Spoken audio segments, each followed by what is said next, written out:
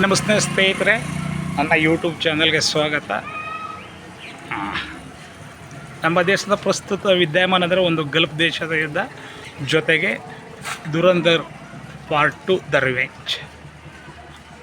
ನಾವು ನೆಮ್ಮದಿಯಾಗಿ ಹೆಂಡತಿ ಮಕ್ಕಳ ಜೊತೆ ಸಂತೋಷದಿಂದ ದಿನಗಳನ್ನು ಕಳಿತೀವಿ ಅಂದರೆ ಅದಕ್ಕೆ ಕಾರಣವೇ ನಮ್ಮ ಶಿಸ್ತಿನ ಸಿಪಾಯಿಗಳು. ಅವರ ತ್ಯಾಗ ಬಲಿದಾನದ ಮುಂದೆ ನಮ್ಮ ಜೀವನ ಏನೇನೂ ಇಲ್ಲ. ನಾವು ಪ್ರತಿಯೊಬ್ಬ ಭಾರತೀಯನಾಗಿ ಹುಟ್ಟಿದ ಮೇಲೂ ರಾಷ್ಟ್ರೀಯತೆ, ನಾನು ಭಾರತೀಯ, ದೇಶಕ್ಕಾಗಿ ಗೌರವ ಕೊಡಬೇಕು ಅನ್ನೋ ಮನೋಭಾವನೆ ತುಂಬ ಕಡಿಮೆನೇ ಆಗ್ತಾಯಿದೆ. ಹಂಗಾಗಿ ದೇಶದಲ್ಲಿ ಧರ್ಮಾಂಧತೆ, ಭಯೋತ್ಪಾದಕನ ಚಟುವಟಿಕೆಗಳು ತುಂಬಾ ಜಾಸ್ತಿ ಆಗ್ತದೆ. ಅದರ ಬಗ್ಗೆ ನಾನು ಹೆಚ್ಚಾಗಿ ಹೇಳಬೇಕಾದಂಥ ಅವಶ್ಯಕತೆ ಇಲ್ಲ. ನೀವೇ ಮೀಡಿಯಾಗಳಲ್ಲಿ ನೋಡಿರ್ತೀರ. ಒಬ್ಬ ಸಿಪಾಯಿ ಆ ಕೊರೆವ ಚಳಿಯಲ್ಲೂ ಮಳೆ, ಬಿಸಿಲು, ಗಾಳಿಯನ್ನು ಲೆಕ್ಕಿಸದೆ ನಿಂತು ನಮಗಾಗಿ ಹೋರಾಟ ಮಾಡ್ತಾಯಿದ್ದಾರೆ.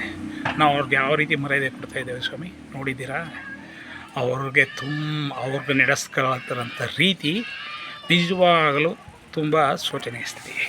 ಯೋಚನೆ ಮಾಡಿ, ಇಷ್ಟು 53,47,00,00,000 ರೂಪಾಯಿಗಳ ರಕ್ಷಣಾ ಅನುದಾನವನ್ನು ರಕ್ಷಣೆಗಾಗಿ ಇಟ್ಟಿದ್ದೀವಿ ಅಂದರೆ ನಮ್ಮ ದೇಶದಲ್ಲಿ ಎಷ್ಟು ಮತಾಂಧರಿರಬೇಕು, ಎಷ್ಟು ಭಯೋತ್ಪಾದಕರಿರಬೇಕು, ದೇಶಕ್ಕೆ ಅನ್ಯಾಯ ಮಾಡ್ತಿರೋಂಥ ದೇಶದ್ರೋಹಿಗಳು ಎಷ್ಟು ಜನ ಇದ್ದಾರೆ ಒಳಗಡೆ. ಯೋಚನೆ ಮಾಡಿ.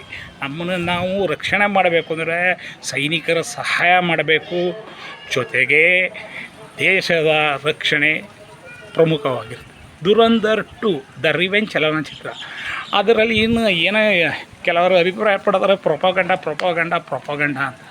ಏನು ಪ್ರೊಪಗಂಡ ಇದೆ ಸ್ವಾಮಿ?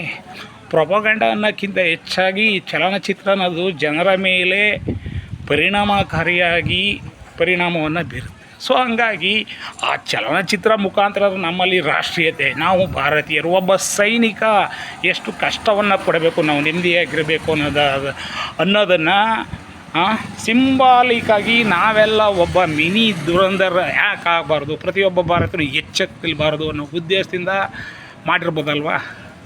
ಹಂಗಾಗಿ ನಾವು ಅದನ್ನು ಪ್ರೊಪಗಂಡ ಅಂತ ಹೇಳೋಕ್ಕಾಗಲ್ಲ. ದೇಶ ತುಂಬ ಇಕ್ಕಟ್ಟಿನ ಪರಿಸ್ಥಿತಿಯಲ್ಲಿದೆ, ಅರ್ಥ ಮಾಡ್ಕೊಳ್ಳಿ. ಇನ್ನೂ ಶನಿವಾರ ನಾವು ಏನನ್ನು ನೆಮ್ಮದಿಯ ಜೀವನವನ್ನು ಮಾಡೋಕ್ಕಲ್ಲ. ಆ ರೀತಿ ಮತಾಂಧತೆ ಮತ್ತು ಭಯೋತ್ಪಾದನೆ ಜಾಸ್ತಿ ಆಗ್ತಾಯಿದೆ. ನಾವೆಲ್ಲರೂ ಪ್ರತಿಯೊಬ್ಬರು ಎಚ್ಚೆತ್ಕೊಳ್ಬೇಕು. ನಾನು ಭಾರತೀಯ, ದೇಶಕ್ಕೆ ಏನಾರು ತ್ಯಾಗ ಮಾಡೋಣ. ಕೇವಲ ಒಬ್ಬ ಶಿಸ್ತಿನ ಸಿಪಾಯಿಗಳು ಅವರ ಪ್ರಾಣ, ಅವರ ಹೆಂಡತಿ ಮಕ್ಕಳ ಆಸೆ ಎಲ್ಲನೂ ಬಿಟ್ಟು ನಮಗಾಗಿ ತ್ಯಾಗ ಮಾಡ್ತಾಯಿದ್ದಾರೆ. ಅವರ ತ್ಯಾಗದ ಪ್ರತಿಫಲವನ್ನು ನಿಮ್ಮದೇ ಊಟ ಮಾಡ್ತಾಯಿದ್ವಿ. ಅರ್ಥ ಮಾಡ್ಕೊಳ್ಳಿ. ದುರಂಧರ್ 2 ಚಲನಚಿತ್ರ ಬಂದು ಪ್ರೊಪಗಂಡ ಅಲ್ಲ.